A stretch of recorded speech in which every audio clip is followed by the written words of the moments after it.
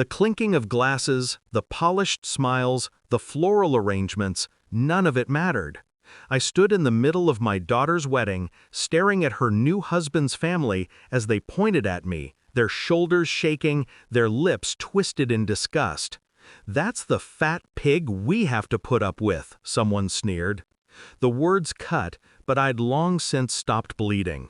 They didn't know me, not really, but one man did. Across the room, the groom's father raised his glass, chuckling with the rest, until his eyes met mine. His hand froze mid-air. The color drained from his face, and with a trembling whisper, he said the words that silenced the entire hall.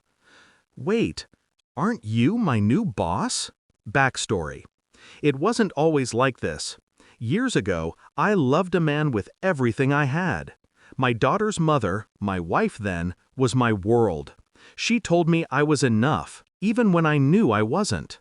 I was quiet, bookish, always working, always providing. She brought color into my gray life, or so I thought. But love is a blindfold, and mine was wrapped tight. Discovery. The unraveling started small. Missed dinners, locked phones, perfume on clothes she never wore for me. She laughed at my questions, dismissed my doubts, said I was paranoid. Then came the message I wasn't supposed to see. Just one sentence on her phone, glowing in the dark bedroom while she showered. "Don't worry, he's too stupid to notice." I noticed. I didn't confront her, I didn't rage. I simply filed it away, like evidence in a case. The name attached to the message was unfamiliar. A coworker of hers. Married, wealthy, smug. Her lover. I lay awake beside her that night, listening to her breathe, my mind already mapping exits and traps. The shift. Most men explode when betrayed. They shout, they beg, they fall apart. I did none of that. I smiled.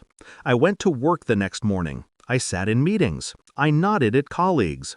But inside, a quiet fire burned. I promised myself one thing. I wouldn't just leave her. I wouldn't just take revenge on her. I would destroy the foundation she betrayed me for, piece by piece. The plan. It started with my career. I took the promotion she mocked me for chasing.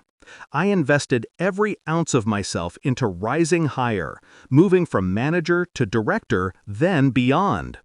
Every late night she accused me of neglecting her, I was building my arsenal.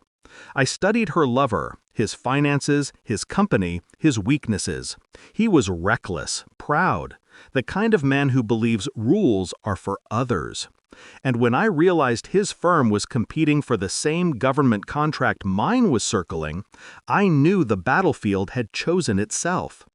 I worked quietly, carefully, pulling strings, lobbying, forging alliances. By the time the dust settled, his company was outbid, audited, and stripped bare. He didn't know my hand was on the knife. My wife left soon after, of course, packed her bags, took my daughter, walked into his arms. I let her go. She thought she'd traded up. I waited. Execution. Years passed. I didn't beg my daughter to visit. I didn't compete for affection. I simply remained present, steady, unshaken, an open door she rarely walked through. I knew resentment festers fastest when forced. Her mother? She discovered soon enough what kind of man she'd tied herself to. The money dried up. The luxuries disappeared. She aged overnight, bitterness carved into her face. But I didn't gloat. I stayed quiet, patient. And when the opportunity came, when my company acquired theirs after years of bleeding them dry, I signed the papers with steady hands. Their empire became mine.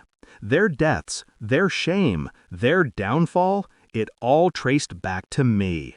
They never even saw me coming. The wedding. Which brings us back here. My daughter, radiant in her dress, introducing me awkwardly to her new in-laws.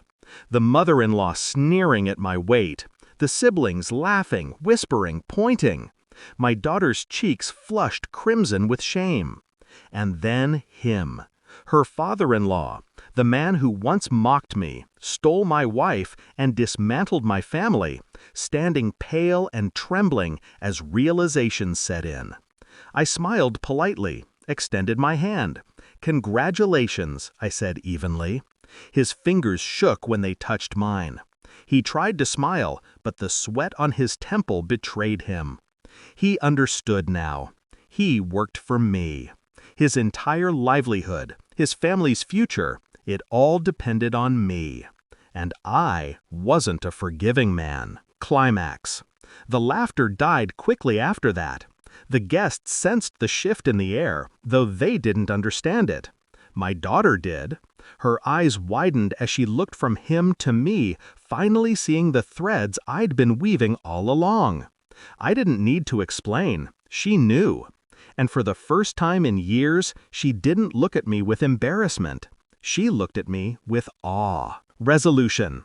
Later, when the music played again and the night dragged on, I stepped outside alone. The cool air hit my face, carrying with it the